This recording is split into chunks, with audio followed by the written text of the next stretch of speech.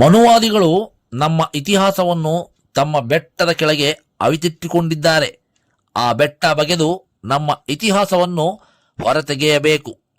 ಇತಿಹಾಸವನ್ನು ಮರೆತವನು ಇತಿಹಾಸವನ್ನು ಸೃಷ್ಟಿಸಲಾರ. ನಾನು ಕೇವಲ ಒಂದೇ ಜಾತಿ ಅಥವಾ ಒಂದೇ ಜನಾಂಗಕ್ಕೋಸ್ಕರ ಕೆಲಸ ಮಾಡಿಲ್ಲ. ಭಾರತದ ಪ್ರತಿಯೊಬ್ಬ ಕಟ್ಟಕಡೆಯ ವ್ಯಕ್ತಿಯ ಸಲುವಾಗಿ ಜೀವ ಸವಿಸಿದ್ದೇನೆ. ಸಂಶಯವಿದ್ದರೆ ಹೋಗಿ ಸಂವಿಧಾನ ಓದಿಕೊಳ್ಳಿ. ಇಂತಹ ಹಲವು ವಿಚಾರಗಳನ್ನು ಸರಿಸುಮಾರು 2 ವರ್ಷ 11 ತಿಂಗಳು 18 ದಿನಗಳ ಸತತ ಪರಿಶ್ರಮದ ಪ್ರತಿಫಲವೇ ನಮ್ಮ ಬಾಬಾ ಸಾಹೇಬ್ ಡಾಕ್ಟರ್ BR ಅಂಬೇಡ್ಕರ್ ಬರೆದಿರುವ ಸಂವಿಧಾನ.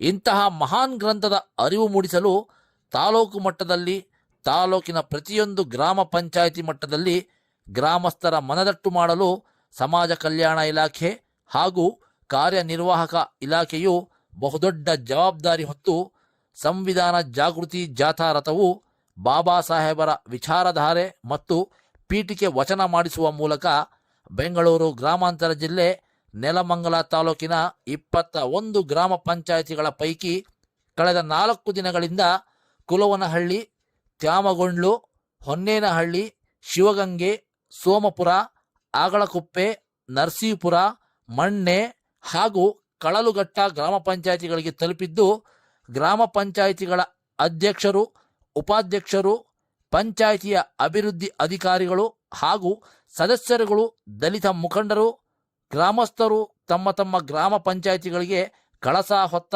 ಮಹಿಳೆಯರಿಂದ ಅದ್ದೂರಿ ಸ್ವಾಗತದ ಜೊತೆಗೆ ತಮಟೆ ಸೌಂಡ್ಗೆ ಹೆಜ್ಜೆ ಹಾಕುತ್ತಾ ಬರಮಾಡಿಕೊಂಡಿದ್ದಾರೆ.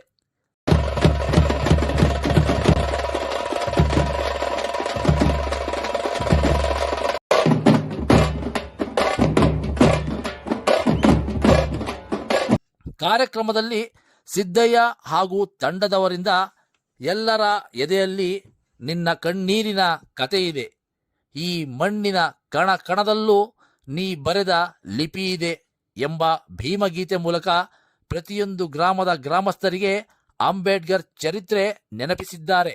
ಜೈ ಭೀಮ್ ಮಹಾರಾಷ್ಟ್ರದ ಹಣತೆ, ಜೈ ಭೀಮ್ ಮಹಾರಾಷ್ಟ್ರದ ಹಣತೆ, ನೀನೊಂದು ಮುಗಿಯದ ಚರಿತೆ, ನೀನೊಂದು ಮುಗಿಯದ ಚರಿತೆ.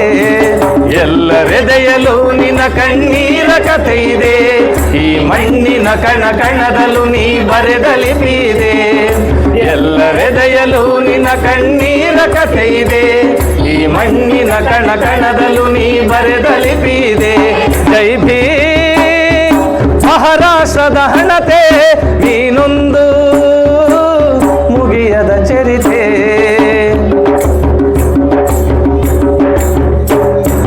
ಜಾತಿ ಸಂಕೋಲೆಯಲ್ಲಿ ಬೆಂದು ಮನನೊಂದು ಗಟ್ಟಿ ಮನಸ್ಸು ಮಾಡಿ ಎಲ್ಲ ಮೆಟ್ಟಿ ನಿಂತವನೇ. ಜಾತಿ ಸಂಕೋಲೆಯಲ್ಲಿ ಬೆಂದು ಮನನೊಂದು ಗಟ್ಟಿ ಮನಸ್ಸು ಮಾಡಿ ಎಲ್ಲ ಮೆಟ್ಟಿ ನಿಂತವನೇ. ಶೋಷಿತ ಸಮುದಾಯಗಳಲ್ಲಿ ಬೆಳಕನ್ನು ತಂದವನೇ, ಬಡವರ ಬದುಕಿಸುವ ಹೊಸ ಶಾಸನ ಬರೆದವನೇ.